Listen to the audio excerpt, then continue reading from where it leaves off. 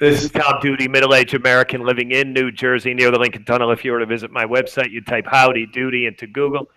You'll find the correct spelling of the famous puppet. You then combine Tom Duty in a Google search from my site. Hello, Paula. Hi. Hi, Tom. How are you? I'm very good Good. today. How are you? Paula and I are at Brooklyn. This is our second, what we have planned to be a series called Voodoo Talk. And what I promise listeners in the next month, maybe a little more, is once we have a sense of what this series will be, and we can script it and make a nice condensed intro, I estimate like 45 seconds, a minute and a half, that will tell you what we talk about on this series. However, this is a work in process, and it's going to take some of its own shape. Paula gave a whole lot of ideas tonight in directions we might go that are dependent on other people. So we don't know which ones, if any, will take root. So we really don't know enough about where we're going with this to do a worthwhile promo. However, once that's established, it will be in the links and the text attached to this YouTube audio under more info. Under more info now is Paula's playlist, which is a series of videos where she talks about what she is experiencing as being the target of a voodoo stalker. I think in popular sense, I don't hear Paula use this phrase, but I think it's a voodoo spell. Well, I don't know how much of a spell it is. I've had this going on since my early 20s, at least.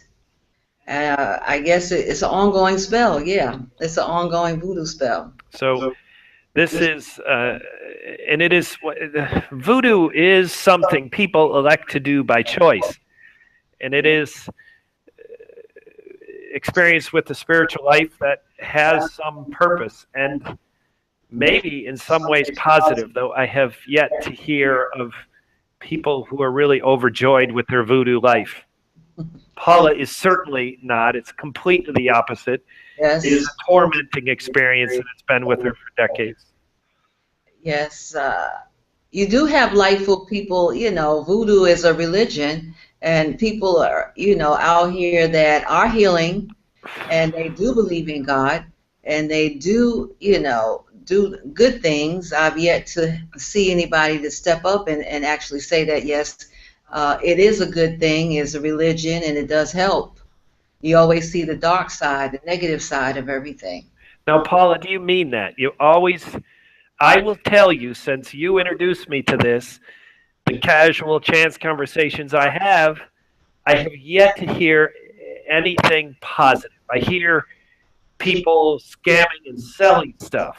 I hear animal sacrifice. I hear your experience. I hear the classic phrases, "Oh, I don't want to tell you this stuff," from someone who then goes on to tell me this stuff. Right. And I wish he hadn't.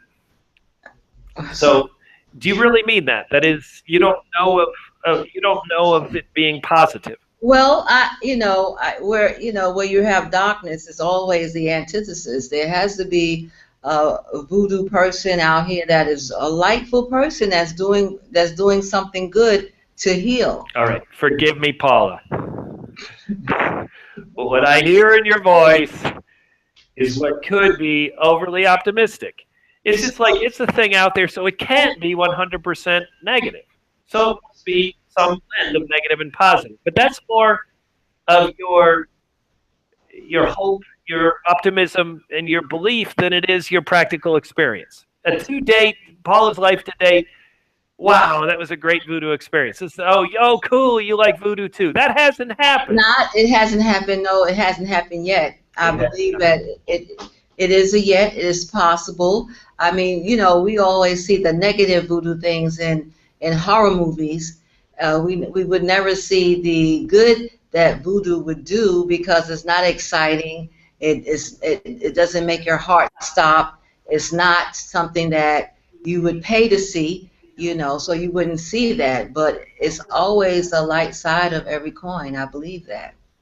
Maybe it's time to rethink that. I don't know. All right. So just to build on what Paula said is that you've confessed it's not practical experience that says there's positive. It's a belief that there is positive. Right. And I don't have that belief because I don't have reason to have an opinion about voodoo that is positive until someone gives me that. So the chance conversation I've had, I would say are 100% negative. I haven't heard anyone say it's great. That they don't use herbs and things to heal and make people that are sick better. You've never heard that. I have not. You have this voodoo taking root in your life in a negative way.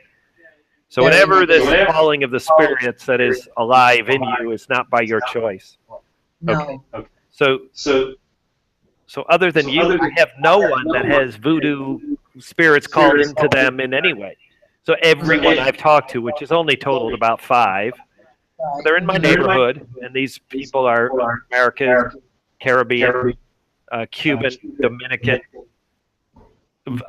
Haiti. Although I haven't talked to any Haitians, this seems to root in the Caribbean. It seems to root to Haiti. Right. So they are speaking as an outsider. Right. So in order to have the perspective that you just referred to, is something positive come out of it, that must come from someone who is active in voodoo claiming to do something good with it. I have yet to talk to one of those persons. Right. So have you talked to one of those? I have never talked to that person, and I wonder why someone that is operating on the other side of the coin would not speak up because of what you just said. You haven't run in yet to anyone that has had a good experience with voodoo, so you would think that. Your story is really depth and complicated. Mine is simple. Paula kind of gets me involved in this. They say, okay, for whatever, being naive or curious or whatever, I'm in it. Now I'm having conversations that I'm glad to have. It's a provocative subject. People are eager to talk about it. And to date, I've collected nothing positive. So it's a negative reputation. So if it were an unearned negative reputation, then those people that believe this negative reputation is unjustified would want to stand out and say, hey, you're not seeing the whole picture. Right. And I have yet to hear that. So here we are on the internet. What I mentioned in the beginning, we're going to try to give some kind of audio, a promo to say, what's this all about? And I think we've already hit one. I think this is consistent with you, Paula. We want to call out to people to say, come out and defend it. Right. Exactly. Stand up and say that I'm a healer. I'm a lightful person. You have these individuals over in Brooklyn. Can I say their name? Whatever. Oma Obatala Igbe, witches, evil people in Brooklyn that are trying to destroy not only me but other people. Where are the lightful people that will say they are a few?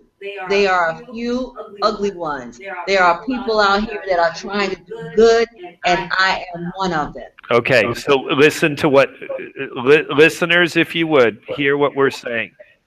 Paula has just mentioned someone specifically. We're also making a call at the larger voodoo population of people who may believe voodoo has an unearned bad reputation, who may want to stand up for it. Paula's also referred to this person specifically as evil, wanting to destroy people. Paula has reason to say that because that's exactly how this woman's activities are manifesting in her life. Now, maybe for everyone she's mistreating like Paula, she's treating someone good. So we call for her. Them. Say her name. It's an organization, Oma Obatala Igbe. Okay. Also, organization. And we will directly contact them to mention that we have said the name of this organization in this forum and that they are invited to give us some story that we're not hearing. Give us, that would be someone engaging with us deliberately to set the record straight. Right. Because if you listen to Paula's recordings on her playlist, they're upsetting. you got this spiritual force that was not brought to her by choice, and yet it is having specific and enduring negative effects in your life. Yeah, in my life, and I live with my son, so it's affecting not only my life, but his life also. Yeah. So this person and the organization specifically, give us reason to think you do good. Give us reason to think that Paula's description of you being evil and destroying people's lives is false. Paula has a lengthy experience to say that it is true, and she's can support by her experience to claim this is not random and it is tied to this organization. Right. Okay. So, to the extent we can engage those people, we will be attempting to contact them directly to say that what we've done here today is done. In addition to that, a call to a wider audience to say, engage with us, explain to us why somehow this would be good. Right. Where is the light in voodoo, or is there no light in voodoo? Yeah. And I know I will be, they'll pump up the volume, but I feel it's necessary to come forward and to shed light and to find light in voodoo. I know that I will be spiritually discouraged, very heavily so, but I am Father's child, and I don't fear. I come forward, and I don't fear, because so far God has protected me, and I know He always will, and it's something that has to be done, and I'm very grateful for Tom and letting me share on his program. It's our program. So, all right. I promise this promo isn't come together yet, but I am going to give a summary of Paula's playlist is lengthy, and to go through all of them, I will tell you listeners that don't have an experience with voodoo, you do or you don't know Paula, you try to sort out what she's saying. Paula seamlessly goes from vis-a-vis real life experiences that all of us call real, and spiritual voodoo experiences that some people question whether or not they are real. So Paula's story is hard to extract what she's experiencing. So I'm going to try to summarize it. What Paula's experiencing is a cousin, a woman that she has some question on whether or not this cousin is a blood relative cousin. But there is no question that this woman was raised as a cousin, the daughter of her mother's sister. This makes her a cousin in everyone's book. Whether truly a daughter, Paula has reason to question that only because what she's experienced in her adult life with this woman. But there is nothing about the relationship that would give Paula in their childhood experience the doubt that she was a cousin. It's just with the adult life experiences, everything's in question. So as this cousin is your senior by 5 years? Oh, probably a little more than that, maybe 10. Okay. So Paula reaches her puberty years, and all of a sudden kid Paula is now young woman Paula. Young woman is now a really hard point to pinpoint, but certainly a sexually maturing girl, and this older cousin kind of liked Paula better as the kid cousin. Right. Which is easy to understand. I mean, as a kid cousin myself, I know I was much more likable than I am as a man. Right. As I was to my cousins and sisters. So no doubt there's some of that is normal in Paula's life. But what happened after that is not normal. This competitiveness, this kid cousin that was ripped away from the older cousin, whatever happened, it was bad. And somehow the older cousin's attention turns to voodoo. She's engaged in the organization you believe she's with today, right? Right. Exactly. And then next thing you know, Paula has this evidence of this spell. What does the spell mean? It is literally someone else's voice nagging her. Constantly, 24/7. This is not like a kid who nags because a kid goes to sleep eventually. Right, exactly. Like who never goes to sleep, and I really mean never. So no doubt this is real to Paula. Now the fundamental risk is, oh my God, she hears voices. People hear voices are crazy. You know, this is like I only hear one voice. I don't hear voices though. You hear one voice.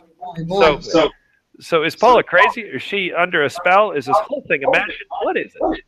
And what do I, you know, I am not an expert in this in any way. In fact, I'm the opposite of an expert. Mm-hmm. So I'm not diagnosing Paula in any way. I am telling you this, that I have been persuaded by Paula's story sincerely. And whatever is happening to her is not by choice.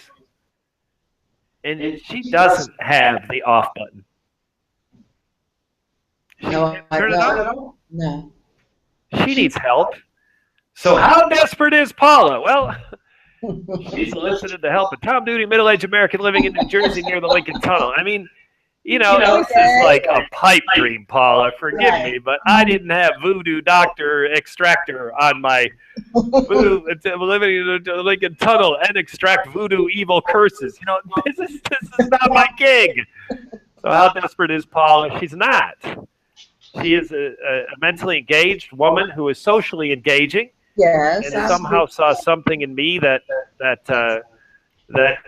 and it's not she saw in me. I certainly reached to Paul in a helping hand way when he has accepted, and now we're here having our second conversation. Right. We've had a number of conversations, but our second recorded conversation.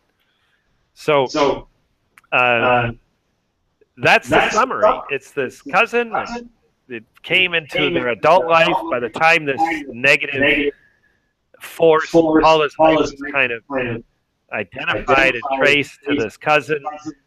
Paula was in her early 20s.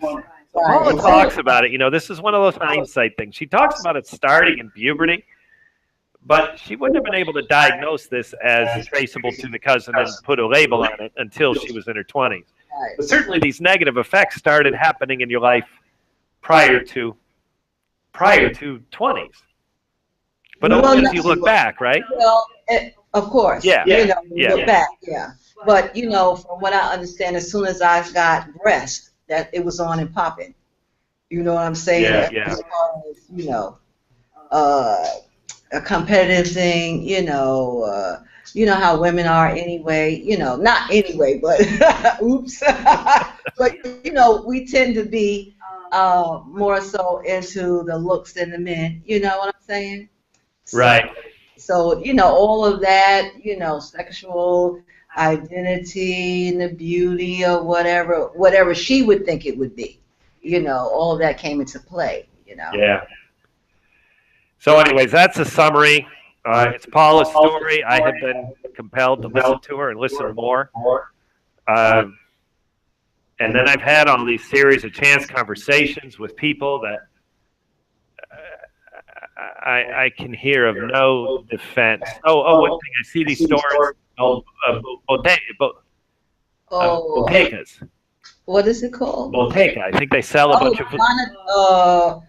I know what you're talking about. Botanica. Botanica. Yes. Mm-hmm. What are those? Oh, well, I've been in a few.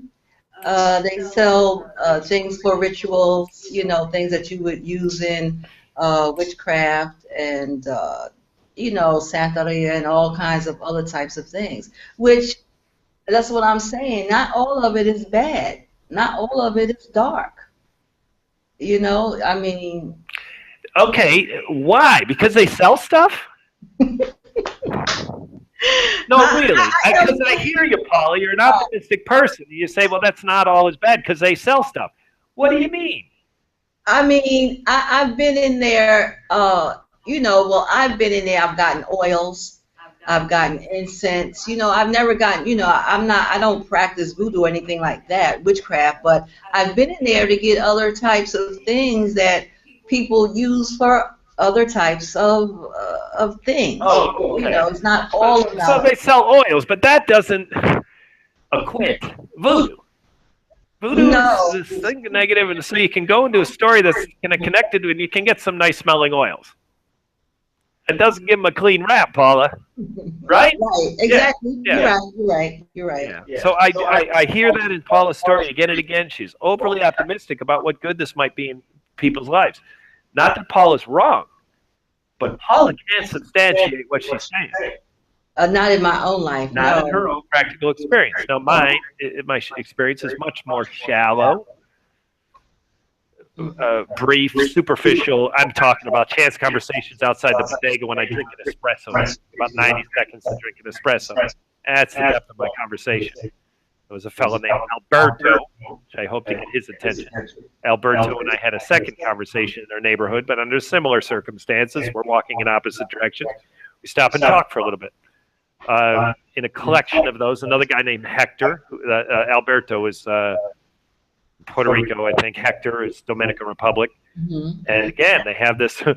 They point to that island. It's the one called Haiti. Yeah, Haiti. Yeah. No. Hector also points to Cuba. Okay. But nonetheless, they not a good word about it. Nothing good. Nothing good. Well, I'm overly optimistic. I've been hearing this. This woman with this savagery. I tell about it on my own films. This pure savagery. But I do believe that there is a light at the end of the tunnel. I do believe. I always say Jesus will come. It will have to come himself and release me. I don't know all about that, but I know that there is help for me, and I would never ever give up trying to be helped. In Jesus' name. Or Father God. A lot of people are not feeling Jesus, but a lot of people do believe in God. All right, so I'm going to try to summarize because I think we got three things out of today. Okay, all right. Number one, Paula, you are getting something out of this. Yes, I am. I see you in our engagements. I see you smiling more. Yes, I feel that even talking about it like this and saying that name is a release to me. Yeah. It's a release. So just the old. Yes, right. It's forgive me if this is a bad analogy, but the OJ, not the OJ victim, the Bill Cosby victim. Right. Oh, these women, was there rape, violent, where they left dismembered, injured, and no, and they were drugged, and a lot of what happened to them, they didn't know what happened to them, but God, decades of secrecy. Oh, these women, I listened to their story, and they so forget the analogy to Bill Cosby, because I don't want to compare this to Bill Cosby in the terms of the type of crime it is in any way. There might be some value there, but I don't want to explore that. But what I am saying is those women who were victims of Bill Cosby suffered through the secrecy and isolation. Right. And they talk about the sisterhood, Hey, we're all common victims of Bill Cosby. It really, that's something big. What did it do? Did it get Cosby in jail? Did it get the money? No. But God, they weren't suffering this isolation anymore. Right. So to some extent, that is happening with Paula. To that, amen, alleluia, assalamu alaikum, Muslim. Right. This is good stuff. Secondly, we're calling to the greater good of people who are invested in voodoo. That know more than me. You can learn what I know in about 30 minutes. That know more than Paula. You can learn. You never want to learn more than Paula, but her experience still doesn't have direct voodoo experience because she hasn't experienced any good. So we're calling to the general good of people who are engaged in voodoo for what they believe to be a good reason. So stand up and defend your activity, because we can't find a defense for you. Not that we're doubting it's there, we're not finding it. It's not in my neighborhood. And then the third thing is the organization. I'll let you say their name again. It's Oma Obatala Igbe out of Brooklyn, New York. And Paula has put that on some of her blogs this summer. Yes. She's been pretty generous with documenting who they are and where they are.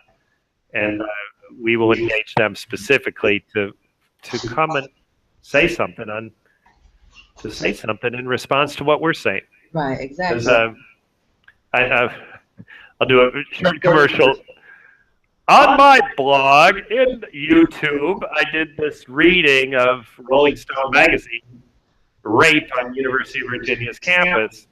And this is a story that was told, and Rolling Stones retracted the story. It was invalidated. And I was fooled by it. I believed it was valid, mostly because it was told in a way that was believable, and it was told by Rolling Stone. And so I really analyzed why I got duped. And much of why I got duped is that I didn't pay attention as I read it the first time a year ago, that it was so one-sided. It was told, the credible sources that told their stories willingly were almost 100% students. And they trashed the faculty, yet the faculty wasn't given a voice. So that's an example of what we don't want to do. Right. So someone wants to come forward and say something opposite of what we're saying, because Paula and I in this room are not fans of voodoo. Right.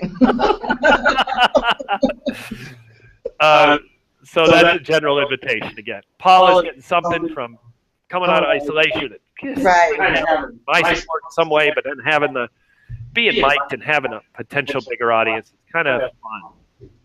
In addition to that, we're calling for the general good of voodoo people to say something different than what we're saying, because we're not fans of voodoo. And finally, more specifically, the person who we believe has the power to reverse the spell, come and do it. That's right. Come and stand up. And ask for what you want. Maybe Paula can give it to you. You know, it was that's the next. That's the next program. I'll tell you what they want in the next program. And that is time to end this program. Thank you for listening, Paula. Are you ready to say ciao this time? Yes, I'm ready to say ciao. Almost. This has been Tom Duty. I'm with Paula Brown. We're at the Brooklyn Central Library, Grand Army Plaza. It's been Tom Duty, middle-aged American, living in New Jersey, near the Lincoln Tunnel. If you want to visit my website, you type Howdy Doody into Google. You'll find the correct spelling of the famous puppet. You then combine Tom Duty in a Google search from my site. Have a good day, good evening, or restful night's sleep.